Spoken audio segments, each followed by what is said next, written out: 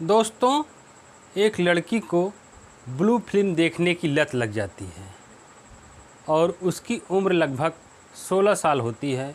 वह कक्षा 10 में पढ़ रही होती है और उसके माता पिता ने उसको एंड्रॉयड मोबाइल फ़ोन दिलवा दिए थे। बोले हमारी बेटी जाएगी, पढ़ने लिखने जाएगी, कहीं फंस जाएगी या कहीं बुरे रास्ते में फंस जाएगी तो हमको फ़ोन करके कम से कम बता तो देगी कि मैं फला जगह हूँ। लेकिन किसी को क्या पता था दोस्तों कि उस मोबाइल से उसे बुरी लत लग जाएगी और वह ऐसी हरकत करने लगेगी।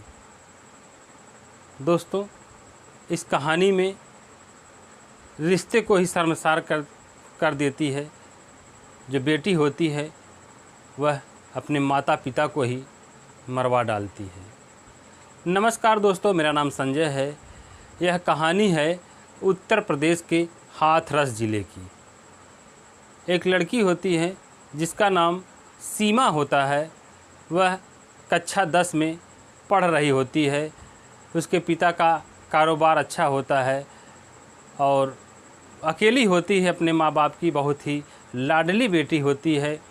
पढ़ने लिखने में भी ठीक ठाक होती है, सुंदर होती है, चेहरा भी अच्छा होता है। उसके माता पिता कहते हैं कि हमारी बेटी पढ़ लिख के एक अच्छा अफ़सर बनेगी, हमारा नाम रोशन करेगी। हम लोग भाई ऐसे तैसे गुजार लिए, लेकिन मेरी बेटी एक पूरे ज़िले में, पूरे राज्य में टॉप करेगी, नाम करेगी हम लोगों का। हम लोग इसको अच्छे से पढ़ाएंगे लिखाएंगे। जब यह लड़की धीरे धीरे 7 में, 8 में, 9 में जब हाई स्कूल में पहुंचती है तो जो सीमा के पिता होते हैं कहते हैं अपनी बेटी को एक मोबाइल दिलवा देते हैं। और मोबाइल में अपना भाई आजकल ऑनलाइन का ज़माना हो गया है, ऑनलाइन पढ़ाई भी होती है और पढ़ेगी और कहीं भी भाई फंस जाएगी, फ़ोन करके बता देगी कि हाँ पापा मैं आज नहीं आ पाऊँगी या इस जगह मैं हूँ इसलिए नहीं आ पाऊँगी।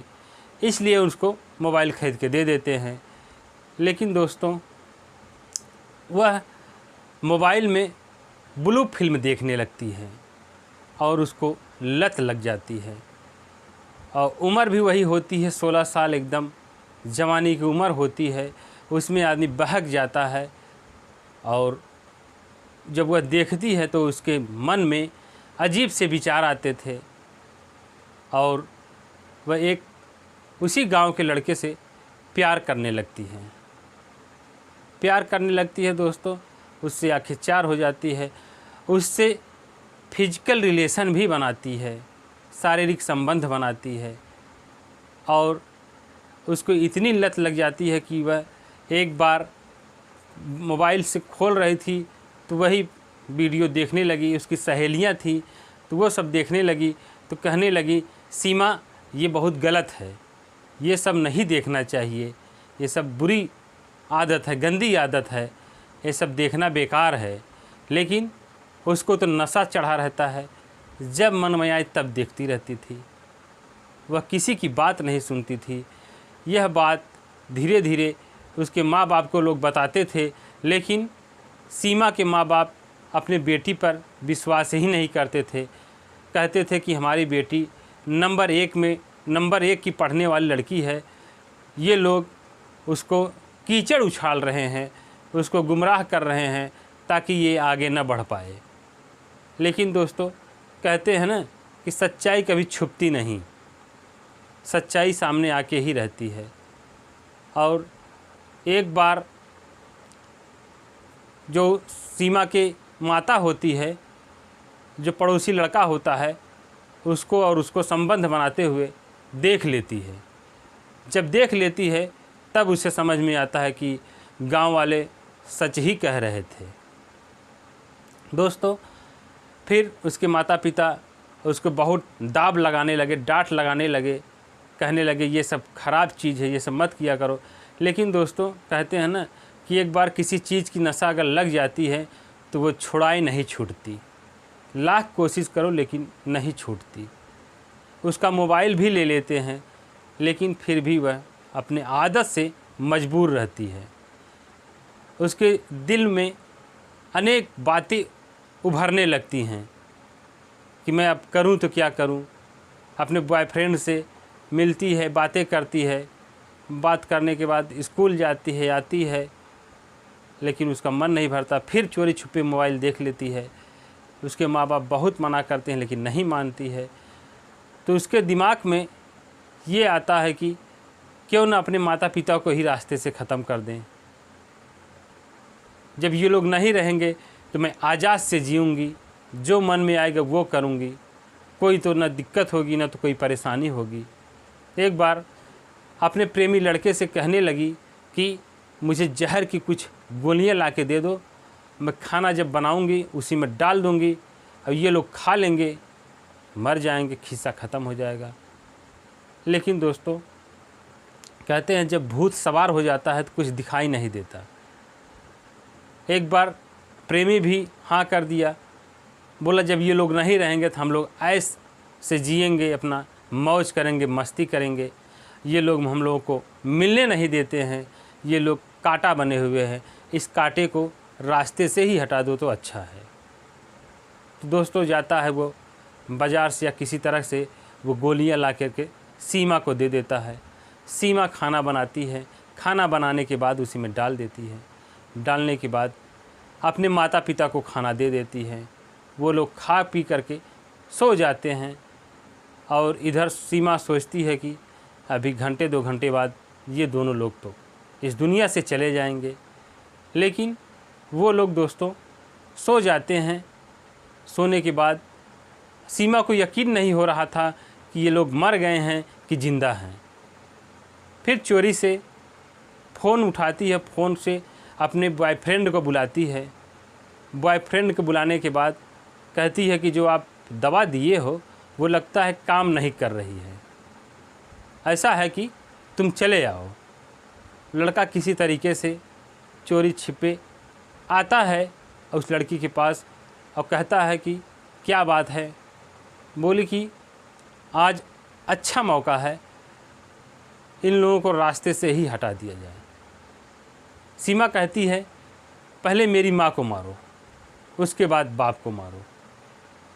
तो जो बॉयफ्रेंड होता है वह जाता है, पहले सीमा की माँ का तकिया होता है, तकिए से मुंह पर रख देता है और वह वहीं पर दम तोड़ देती है। उसके बाद यही काम सीमा के पिता पर किया जाता है। सीमा के पिता भी मर जाते हैं। सीमा इतनी खुश होती है, इतनी खुश होती है कि उसको खुशी का ठिकाना नहीं रहता। वहीं पर दोनों शारीरिक संबंध बनाते हैं। इधर लाश पड़ी हुई है और उन लोगों को खुशी से अपना क्रियाक्रम में मशगूल है। वहीं पर घंटे 2 घंटे अपना खेलते हैं। जब उन लोगों की जो जिस्म की आग होती है वो बुझती है, बुझने के बाद लगभग रात के 3 बज जाते हैं। उसके बाद उन लोगों को समझ में आता है कि अब इन लाशों का क्या करना होगा। तो दोस्तों लड़का राय बनाते हैं कि हम यहाँ से चले जाते हैं और तुम रोने का बहाना करना, उसके बाद लोग आएंगे, देखेंगे कैसे हुआ कैसे नहीं हुआ। उसके बाद लड़का चला जाता है। वह लड़की रोती है, चिल्लाती है। रोते चिल्लाते देख पास पड़ोस के लोग होते हैं, सब आते हैं, बोलते हैं क्या हुआ। तो कहती है मेरे माता पिता को किसी ने मार दिया, पता नहीं क्या हो गया, ये लोग अपनी आंखें नहीं खोल रहे हैं। इसके बाद दोस्तों सब लोग जुटते हैं। जुटने के बाद एक आदमी पुलिस को फ़ोन करता है कि ऐसी ऐसी बात हो गई है। पुलिस आती है, आने के बाद लाश को ले जाती है पोस्टमार्टम के लिए भेज देती है। उसके बाद पुलिस छानबीन करती है कि इस घर में कौन कौन थे। तो गांव के लोग बताने लगे कि एक लड़की है, इसके माँ बाप थे और कोई नहीं था। बोले बाहर से कोई आया कि नहीं आया। उस लड़की से पूछने लगे कि तुम जब इन लोगों को मारे थे तो तुम कहाँ थी। तो हमेशा वह अपना बयान बदलती रहती थी। कभी कहती थी कि मैं बाथरूम में गई थी, कभी कहती थी कि मैं सो रही थी। ऐसे बयान बदल रही थी। लेकिन पुलिस को शक हो रहा था कि हो न हो सारा कांड इस लड़की का हो। 2-3 दिन बीत जाते हैं दोस्त। उसके बाद पोस्टमार्टम रिपोर्ट आती है तो पता चलता है कि इन लोगों की मौत जहर खाने से हुई है। अब उस लड़की से पूछताछ करते हैं कि सच सच बताओ, क्या तुमने जहर दिया था? तो वो लड़की कहती नहीं, मैंने जहर नहीं दिया था। मैं क्यों जहर दूंगी अपने माता पिता को मारने के लिए? भला कोई अपने माता पिता को मारेगा? तो और गांव पड़ोस के लोग कहते हैं कि इसका जो बॉयफ्रेंड है उससे पूछा जाए तो सच्चाई पता चल सकती है। उसके बाद दोस्तों पुलिस वाले आते हैं, उसके बॉयफ्रेंड को उठा के लेके जाते हैं। जब उठा के लेके जाते हैं, बहुत मारते पीटते हैं, तो वह सारी सच्चाई उगल देता है। कहता है कि इसी के कहने पर मैंने ये मुझको फ़ोन की थी, फ़ोन करने के बाद हमको बुलाई थी, बुलाने के बाद यही कही थी कि ऐसे ऐसे मारो, हमने ऐसे ऐसा कर दिया। कहते हैं दोस्तों कि प्यार का भूत जिसको चढ़ता है वह न अपना नात न रिश्तेदार कुछ नहीं सुझाई देता, उसको सब कुछ भूल जाता है उस प्यार के चक्कर में। और जब पता चलता है कि सारा खेल इस लड़की ने किया है तो उस लड़की को कई धाराओं के में संबंधित अपना मुकदमा दर्ज होता है। उसके बाद उसको जेल में डाल दिया जाता है। और दोस्तों ये कहानी है हाथरस ज़िले की। आप लोग गूगल पे सर्च करेंगे तो मिल जाएगा। और प्रेम के चक्कर में ज़िंदगियाँ ख़राब हो गई, ज़िंदगियाँ, माता पिता की ज़िंदगी बेकार। अगर वो लोग अपने बेटी को मोबाइल नहीं दिए होते तो शायद आज वो लोग ज़िंदा होते। लेकिन वो लोग अच्छाई के लिए मोबाइल दिए थे, लेकिन उसका परिणाम ही गलत निकला। इस कहानी को सुनाने का मेरा उद्देश्य किसी को परेशान करना नहीं है, किसी का दिल दुखाना नहीं है। जागरूक बनिए, सतर्क रहिए। आजकल मोबाइल का ज़माना चल गया है, लेकिन बच्चे अगर मोबाइल देख रहे हैं तो उन बच्चों को देखिए क्या देख रहे हैं क्या नहीं देख रहे हैं। 10 मिनट 15 मिनट देखें, उसके बाद रख दें मोबाइल। पढ़ाई लिखाई में ध्यान दें। बच्चों को ज़्यादा मोबाइल नहीं देखना चाहिए, न तो मोबाइल देना चाहिए। उन लोगों से सतर्क रहना चाहिए। आजकल बहुत तेज़ी से ये सब चीज़ें खुलती हैं मोबाइलों में। सही चीज़ें बाद में खुलेंगी, लेकिन ऐसी चीज़ें फट से सामने आ जाएंगी। इसलिए दोस्तों आप लोग भी मोबाइल दीजिए बच्चों को, लेकिन समझा बुझा के दीजिए। वीडियो को हम यही ख़त्म करते हैं। अगर वीडियो अच्छी लगे दोस्तों, वीडियो को लाइक कर दीजिएगा। चैनल पर नए हैं, चैनल को सब्सक्राइब कर लीजिएगा। फिर मिलते हैं एक नई वीडियो के साथ। तब तक के लिए जय हिंद, जय भारत।